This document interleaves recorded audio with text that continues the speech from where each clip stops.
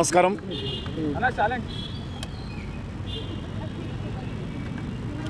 ఎన్నో సంవత్సరాలుగా ఎదురు చూస్తున్నటువంటి రామమందిర నిర్మాణము, శ్రీరాముని యొక్క విగ్రహ ప్రాణప్రతిష్ఠ ఈరోజు ఎంతో ఉత్సాహంగా, అద్భుతంగా సంబరాల మధ్యలో ఈరోజు పూర్తి కావడం జరిగింది.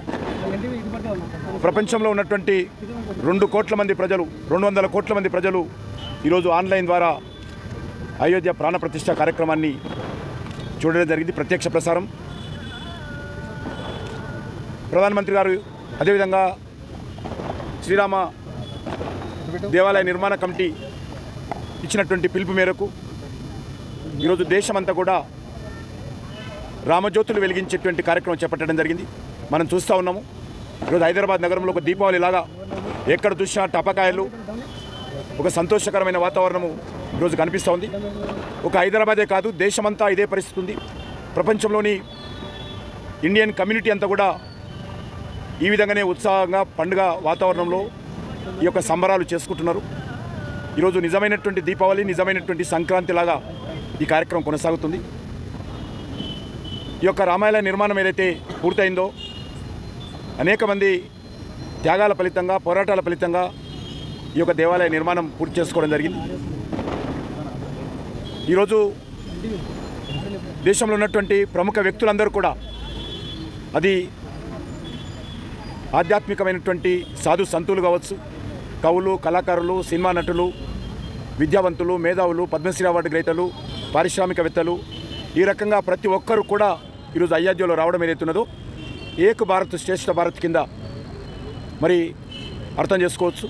తమిళనాడు నుంచి రజనీకాంత్ గారు కానీ, తెలుగు రాష్ట్రాల నుంచి చిరంజీవి గారు కానీ, హిందీకి సంబంధించినటువంటి సినిమా ఫీల్డ్ నుంచి అమితాబ్ బచ్చన్ కానీ, ఈ రకంగా అనేక మంది ప్రముఖులు ఈరోజు ఆ యొక్క విగ్రహ ప్రాణప్రతిష్ఠ సందర్భంగా స్వయంగా పాల్గొని శ్రీరాముల వారి ఆశీస్సులు పొందడం జరిగింది. ఇది ఒక ఉత్సాహపూరితమైన వాతావరణంలో జరిగింది. ఈరోజు దేశ ప్రజలందరూ కూడా ఎంతో సంతోషంతో మరి ఈ కార్యక్రమంలో స్వచ్ఛందంగా పాల్గొంటున్నారు. హై స్కూల్ చదివేటువంటి విద్యార్థులు సైతం కూడా సొంతంగా తమ ప్యాకెట్ మనీ సేవ్ చేసుకొని ఈ యొక్క ఉత్సవాలకు సంబంధించి రామజ్యోతులు వెలిగిస్తున్నటువంటి పరిస్థితి కూడా గ్రామ గ్రామాన మనకు కనిపిస్తుంది. ఇది నిజంగా 140 కోట్ల మంది భారతీయులు, ఆ రకంగా ప్రపంచవ్యాప్తంగా ఉన్నటువంటి హిందువులందరూ కూడా హర్షం వెలిపిస్తున్నటువంటి ఒక సంఘటన మనం చూస్తూ ఉన్నాము. దేశ పునర్నిర్మాణానికి, దేశం యొక్క సమగ్రతకు, సమైక్యతకు ఈ యొక్క దేవాలయ నిర్మాణము ఈరోజు ప్రాణప్రతిష్ఠ చేసుకోవడం ద్వారా ఒక దిక్కునుకుతమైనటువంటి అవకాశం ఉంది.